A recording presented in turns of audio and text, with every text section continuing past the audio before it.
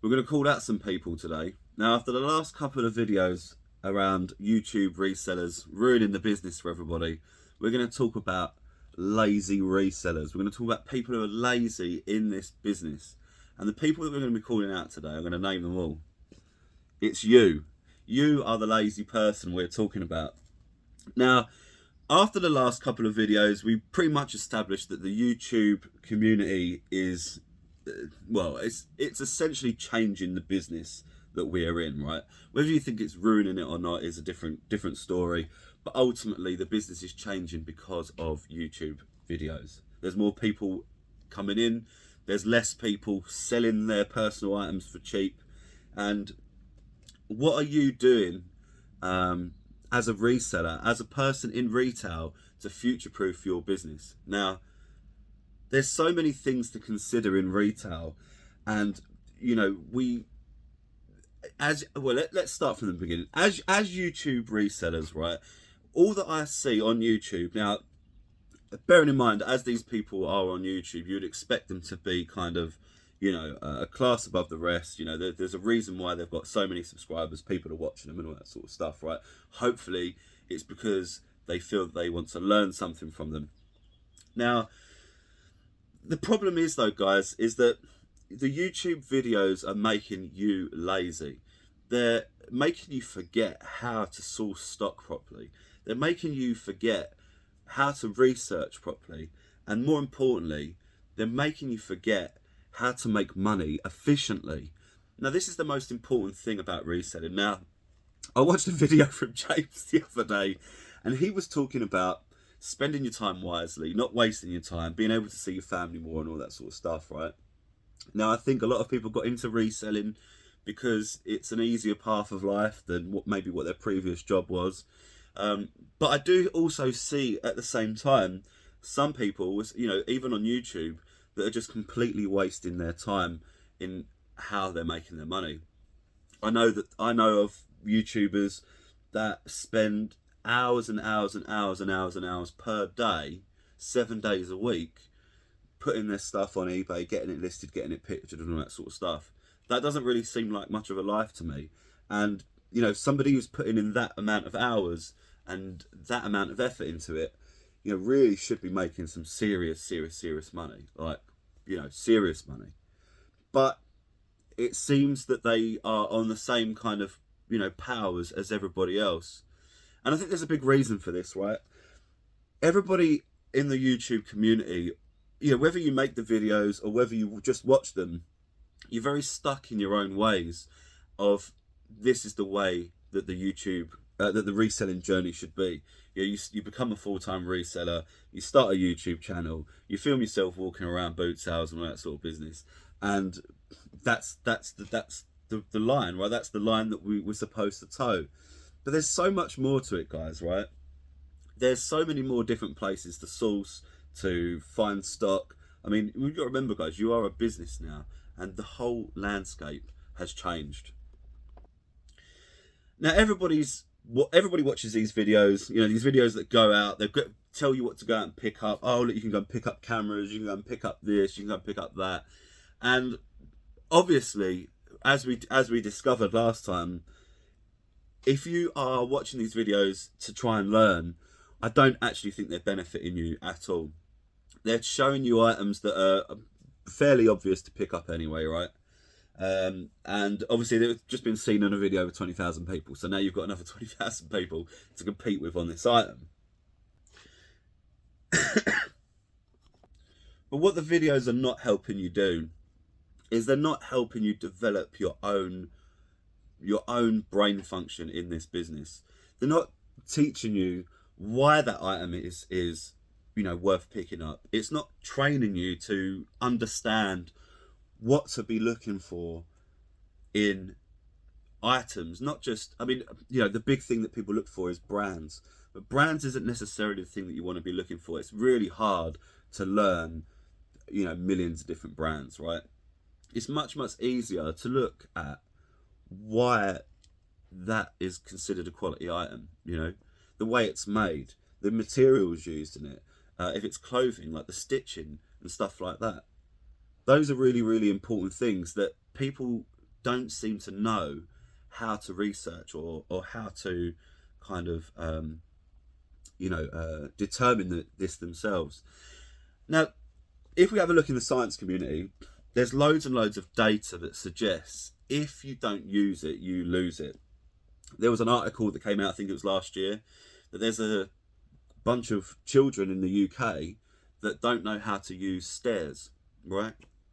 And there's also other articles about how AI, sorry, not AI, but spell checker, for example, you know, when you use Word, Microsoft Word, how spell checker it helps you correct your mistakes, but it's not actually training you to change the way that you spell that word. So you're becoming reliant on that spell checker to help you spell that word. It never ever sits in your mind. And there's data for this. You know, there's real data in the scientific community that shows that all of these tools that people use diminish our ability to be able to use this information or use the tools or, you know, derive any of this, derive any conclusions ourselves, all right? Now, how does this apply to the reselling? Well, obviously, if all the research that you do is watching YouTube videos, it's very mindless. You don't really, you're basically just sitting there watching TV, right? Pretending that you're researching. But let's be honest, you know, you're not really. You are just kind of sitting there watching TV, right? But you know, so yeah, these videos are not really helping you learn. It's good if you pick up little bits and pieces and think, oh yeah, that's good, but they're not really teaching you the theory or the mantra behind or the ethos of reselling. You know, it's very, very interesting. You know, when you look across all of the resellers on YouTube, everybody seems to be doing the same thing. Everybody is just doing their boot sales. You know, come January after Christmas, they're all rushing around the charity shops because it's the only place to be. And I think a lot of you need to kind of step back and think about, am I wasting my time? Now, when I do this work, I have to set myself a minimum hourly rate. Now, why do I do that? Well, in my last job, when I had a job, I had a pretty good hourly rate. And ultimately, for it to be worth me doing this, I have to at least meet that hourly rate, right? Because you have to consider your time in all of this work. Now, like I say, I see a lot of people, they'll sit there, pick up lots and lots and lots of stuff, and some of it's like £10 or less, sometimes £20 or less. Now, it's really, really beneficial for you to try and raise your average sale price, and try and get your lowest item on your store as high as possible. Me personally, I don't think it's worth listing something on eBay for £10, pay fees on it. You know, have to pay for the stock to begin with, maybe it costs you £1 or £2, and then you've got to wrap it, take pictures of it, clean it up, possibly test it. Yeah, all of this other stuff that you have to do to prepare it for a sale, just to basically make £6 or £7 after fees. And you know, you've maybe put 20 minutes into that item, whether it be testing it, cleaning it, picturing it, listing it on eBay, checking what the price is, and then eventually once it sells, you've got to pack it, ship it, take it to the post office if you don't get collections like I do, and all this other stuff, right? So what is your hourly rate in this game?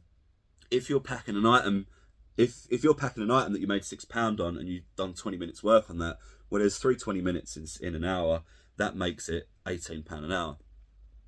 £18 an hour may well be a good wage, may well be more than what you was making in your previous job, and that's great. And you know, this is not going to be a right or wrong, you know, you should be making this much or this much. This is all going to be personal to you, and this is the point of this video is to really open your eyes to think inwards instead of looking at what everybody else is doing.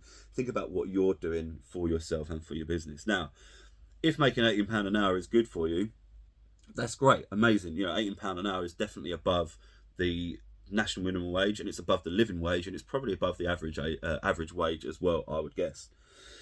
But why stop there? Why stop at £18 an hour? Why not try and crack 20? Why not try and crack 25 or 30, or even aim for the moon and go to £100 an hour? Are these figures possible? Well, Yeah, they definitely are, 100%. I can guarantee you that. But you're not putting yourselves in positions to really think about how you can evolve reselling as a business and evolve your revenue, evolve your profit margins, and ultimately the amount of money that you make. Hopefully, by increasing the amount of money you make, you actually will decrease the amount of work that you have to put in as well. So, in conclusion, not that this video is ended yet, because it's only 10 minutes, we've got to get a few more minutes out of it, right? But in conclusion to this little chapter 1, if you are walking around boot sales, for example, and scanning barcodes on video games or DVDs or whatever, I think this is definitely the type of video that you need to watch, right? Now, if you're going around boot sales and you're scanning DVDs, my guess is that you're probably going to take them into CEX and make, you know, pennies for them, right? What is the point of this? You're getting up at like 4 or 5 o'clock in the morning, getting down to the boot sale where it's cold, it's wet, it's dark, you know, it's your hands are cold, you're walking around with a torch and all of that, and you're walking around to pick up video games and DVDs, you're scanning them into CEX. Oh, look, this one, CEX will give me £1.50 for it, but they only want 20p a DVD. Now, that's a great way to get started, don't get me wrong, 100%. But I see the same people doing this. You know, people that have clearly been doing this for a long time, people that are much older than me as well, and it just makes me wonder, why are you wasting your time? You've got to take all of these DVDs down to CEX. They've got to scan them all in and all that sort of stuff.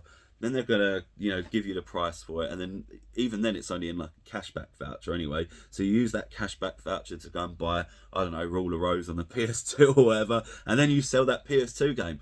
That just seems like a lot of work. That just seems to me like you may as well just be working your old job or working in Tesco's, even, you know, even something like that. Because it's less stressful, you haven't got to do your tax returns and that sort of business. And, you know, running a business is hard, let's be honest. Now, yeah. Now, a problem that I have is you shouldn't have capital just sitting there, right? I think it's bad business practice to have capital sitting there, you know, whether you've got money in the bank. You really should be using your capital, guys, right? You've got to make it work for you. Now, I can give you some examples. The most obvious example, right, is something that everybody knows about. So I'm not really blowing the top off of anything.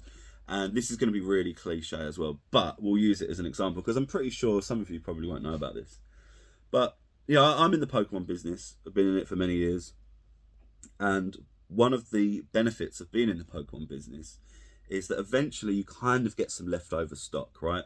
You end up with booster boxes that didn't sell, you know, you premium collections that didn't sell, boxes that didn't sell, packs that didn't sell, tins that didn't sell.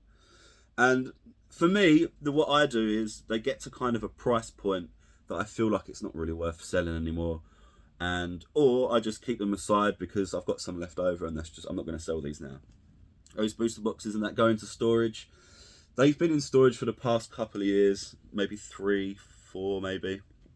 Now, these boxes were £90 a box on eBay, and you could have bought them. That's close to distributor price, by the way. Very, very close to distributor price. Boxes like Chilling Reign, boxes like Fusion Strike, boxes like Brilliant Stars.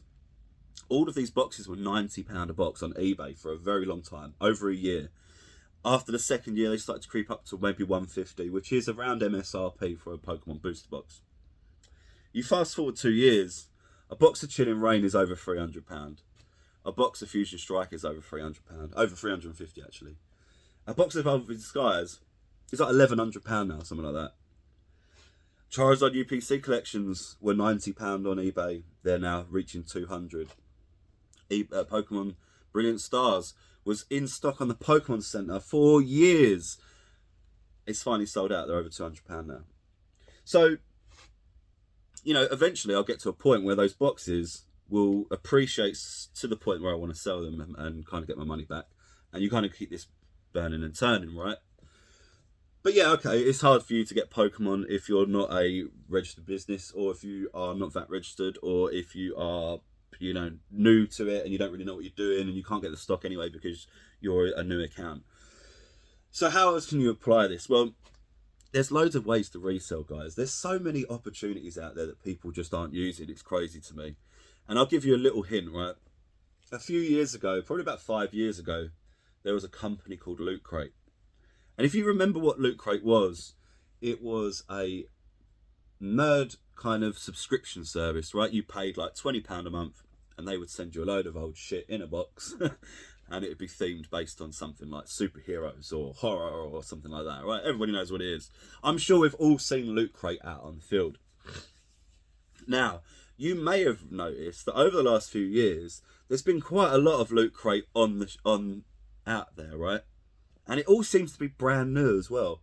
Why is that? Well, Loot Crate went bust and they had to liquidate all of their stock. Now, I was in the position where I was offered some of this stuff from Loot Crate, and ultimately I looked at the market at the time. There was thousands of this stuff, guys. Like, I'm talking, there was like thousands of units per unit, right?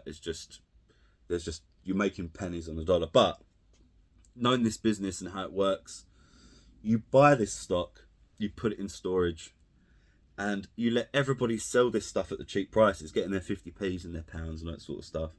And once the market starts to thin out, then you bring out your Loot Crate business, and then you can make like 5, 6, 7, 8, 9, £10 an item on them. And this is what I mean by making your capital work for you guys. There's no point having money sitting in the bank. Money in the bank loses money, right? You're not making money on it. You're actually losing, through inflation, you're losing money.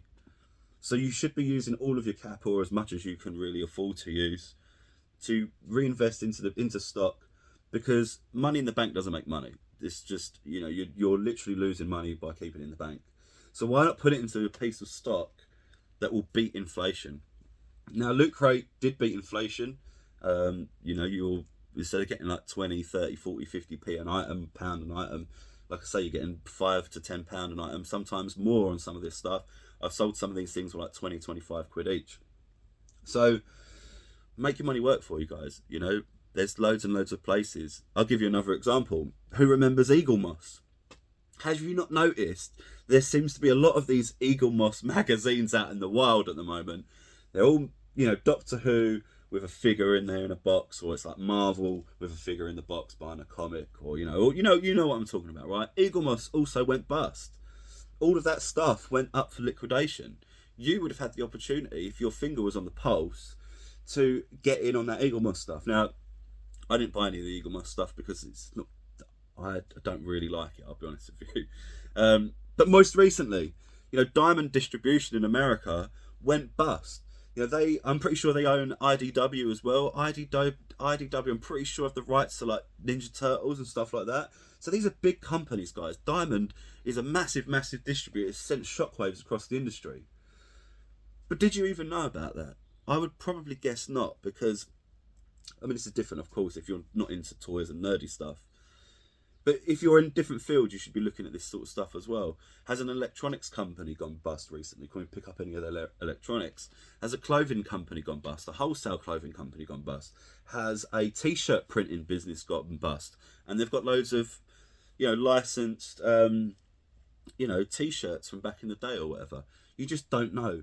There's so much opportunity out there, and a lot of people just aren't thinking. They're very, very narrow-fielded, narrow-minded, and, you know, I've got to go down to the boot sale, and on the Saturday I'm going to go to the charity shop, and throughout the week we're going to go to the charity shop. It's a very, very, I don't know, it's very small mind thinking, you know. Think a little bit bigger, guys. There's so much more out there for you to focus on.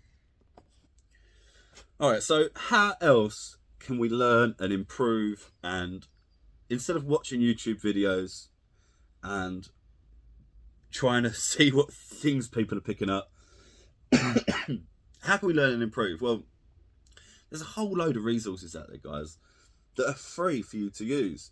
You know, Google, you can basically Google anything that you want. It comes up for free. You can use AI. Now, there's a lot of stigma around AI, but guys, I'm telling you now, it's coming. Don't be, you know, all high and mighty about it. It's gonna take over the world, so just be ready for it. Use AI to help you. Now, I'll try and, if I've still got it, I'll put it up here. But I've even used AI to create thumbnails. Now, this thumbnail here, I probably will have it, so I'm going to put it right there. But this thumbnail here, I wanted to create a thumbnail that was about the Pokemon community being really, really, really cringe, right? So what I did was I asked Grok to generate an image of a man dressed in a Pikachu costume, but I wanted him to be really a real soy boy, right? Grok produced 4 images of what I asked for. And I just kept typing in capitals, more soy, until it got to these character models that I wanted. I grabbed these character models, I used Adobe Background Remover, I put them into the thumbnail, rearranged them and put them into like a little group. And there's the thumbnail. Now, don't get me wrong, it's not the best thumbnail ever, but it definitely looks better than what I've done in the past, right? And the art looks good, it looks funny, and I'm not an artist, so I can't create this sort of stuff. But use AI for this sort of stuff, guys. What other resources are there? Well, if you want to sell something, right, we already know you can use eBay, you can use Vinted and all this other stuff, right? But one thing I think that resellers are really, really missing out on, especially if you've got a massive, massive platform, is owning a website.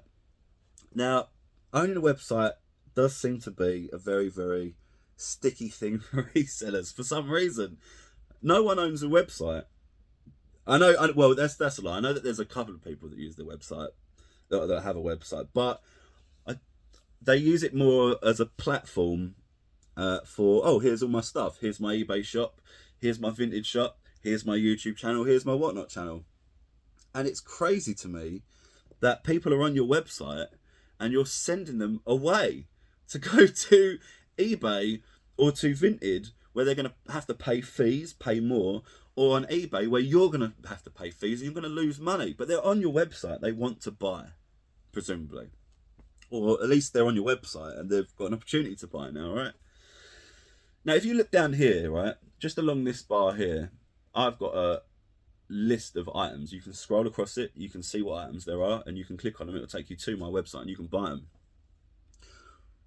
Why do I do that? Well, that's the reason why really I've started a YouTube channel, is because every time I've got a video that gets viewed, you are watching this and you might click one of these items and you might purchase it. You go through to my website where I don't pay any eBay fees. Obviously there's transaction fees and stuff. You get that with every transaction. It's like 2% or whatever it is. But overall, I've made more money from not getting the fees. And, maybe not people not watching this video, but if you go back through my videos, I've got a Pokemon video showing off like loads of Pokemon toys, and that's got like 120,000 views. Now that video alone generates me subscribers, and it generates clicks on those items, and it sends them to my website. Now that does generate sales. It 100% does. I know that it does because I can see the metrics in YouTube and stuff, right? So yeah, 100%. People are using these items down here. They are clicking on them and they are buying them, and they're not paying. And I'm not paying eBay any fees. Now I don't even have a huge following. You look at how many subscribers I've got. I'm currently at 1,100. Thanks very much for everyone that's following. Hope you enjoy the content.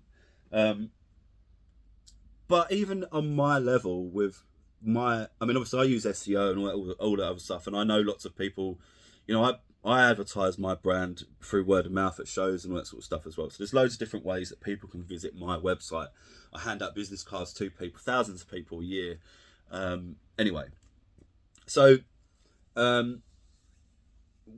with a website, if you've got a massive following, you've got 10, 20, even 5,000, but if you've got thousands and thousands of followers, why aren't your products on your own website where you can ultimately sell stuff to the people that watch you and make a little bit more money from? Now, what you could do if you wanted to, you could knock off 5%, make it cheaper for people to visit your store instead of on eBay, and then you can split the fees with that with a buyer, right? If you wanted to do that, that's something that you could do. It'd be more to make it more appetizing or whatever. But it's crazy to me that people have thousands and thousands of subscribers but don't seem to be utilizing it. Now anyway, let's move on. Shopify. If you want to sell something, you've got you can buy a website, right? If you need to market yourself, you can use YouTube, like I am, you can use advertisements which are paid, but you don't have to pay anything. Everything's free on the internet, guys. You can use Facebook. You can advertise in groups on there. You can sell on Marketplace. You can use Twitter and Instagram and TikTok to create content, advertise your stuff, put it in your story, put tweets out on X. Now, I've had a few tweets that have gone, pretty viral on X. One got over like 1.2 million views or something like that. So there's huge potential in the advertising that is free. If you need to learn something, you've got Google, you've got YouTube. There's a whole list of resources out there for you to learn stuff. And all of this is free, guys. None of it, you don't have to be set in your ways. That the only way that you can learn is through watching YouTube videos of people walking around boot sales, because I don't think that is the best way to learn. So, are you being lazy? Could you be doing more? Could you be doing less and making more? That's what I would like to know. Now, while a lot of you have been running around boot sales and all that sort of stuff, we usually take January and February pretty easily. I've just been kind of chilling out, to be honest. We're not doing much. But we did do a show last week. Now, this is not a brag at all, so please don't take this as a brag. But I would say, in that weekend alone, I probably made more money than 95% of resellers, in this YouTube sphere did in the previous week and the next week together. But I did that per day over that weekend. So on the Saturday, I did that, and on Sunday, I did that. It doesn't require much work. It's a long weekend, don't get me wrong. But that was kind of it. I'm just kind of sitting around chilling out now. I'm going to make this video and I'm going to post it and I'm going to go and play some Final Fantasy. So, we really need to be thinking about how we are using our time. Are we using it the best? Is me sitting there taking photos of £10 items all day worth my time? And honestly, it's not. Now, don't get me wrong, of course, we all pick up these items, we all pick up stuff that we thought would be worth more than it is, and it's not. And this stuff happens. I've got a way that I liquidate that stuff with minimal work when that does happen. Sometimes, if it's really not worth my time, I'll literally just write it off and throw it in the bin. It'll just go down as a loss, basically. So, yeah, there's loads of things that you can do. Is it worth my time taking a photo of it and doing all of this work for, £6 profit when I can just throw it in the bin and move on to the next item and I've only lost £1 or whatever, Really need to be thinking about this sort of stuff, guys. It's really, really important. What is your hourly rate? What are you happy with in terms of the money that you make? And what is the trade-off for your time? Like I said at the beginning of the video, your time is the most precious thing. Could you be spending more time with your family, doing the things that you enjoy, going on holiday? Are you not able to do those things because you feel like reselling has got in your way? And if it has got into your way, then maybe you need to be thinking bigger. You need to be thinking more clearer about everything, really. that seems a little bit off the cuff, just everything. But yeah, we need to be thinking about everything. This is a constantly changing, developing market. Things are always moving. Over the last 2 years, where the Pokémon market has had a massive downturn, no one's buying these boxes. Well, I've been buying these boxes, and nobody wanted these boxes when they were 90 quid, guys. Nobody wanted them, but now they're £350. Everybody wants them. And if I threw these boxes up in the air, if I threw it off screen like that, they'd come back down as money. That's how quickly they would sell, and that's how hot this market is at the moment. Now, I'm not saying that you should get yourself into the Pokemon market. That's not the point of this video. The point is that there's other ways out there for you to make money. If you're a registered business, why haven't you got an account with, I don't know, people that make fucking, this shit? I mean, this is obviously vintage now, but who made this? Is it Play by Play or Hasbro? You probably won't get an account with Hasbro, if I'm honest with you. But think bigger like that. Why can't you go and get accounts for people that stock this sort of stuff? Go and have a look and see who stocks it. This information is available for you on the internet, guys. What do you do in January and December when there's no stock, when there's no boot sales to go to, or there's no charity shops to really raid through. Are you scrambling around, kind of feeling worried? You know, like I say, I'm not, and it's like I say, it's not meant to be a brag, but it's because I'm able to use my brain, because I don't rely on what other people tell me to see how to navigate this industry. And like we said in the last video, and we've also pointed out in this video as well, how we navigate this industry over the next 5 to 10 years is going to really sort you out from people that survive and the people that don't. Because as AI comes in, takes people's jobs, and more people inevitably enter this space, you're going to have more competition. And because you've been here longer, you really should be having the advantage on these new people that come in. And if they are, launch themselves above you, then you need to think about, why are they able to do that and I'm not?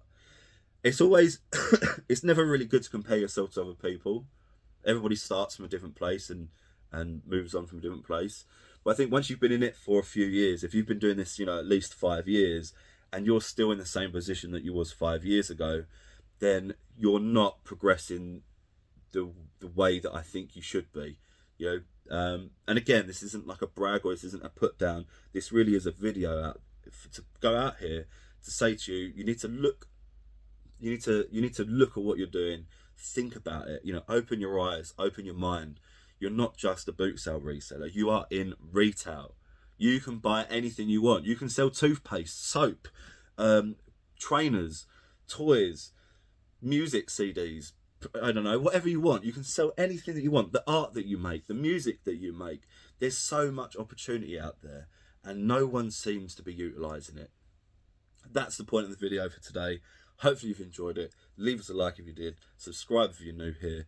And let me know in the comments what you're doing to... Actually, no, don't let me know what you're doing, because I don't want you telling everybody else what you're doing. But let me know if there are measures that you are taking. Let me know how you're getting on with that. And also as well, like I always say in the videos as well, if there's any topics that you would like me to cover, or any little questions, or treat me like Cora. If there's anything that you would like me to discuss, any topics that you can put down in the comments, I'll try and pick out some good ones, and hopefully I'll be able to make a interesting, insightful video about that as well. But hopefully you've enjoyed it. Leave us a like if you did, subscribe if you're new here, and come back on the next one, and we'll try and open your mind more to the reselling world. See you very soon.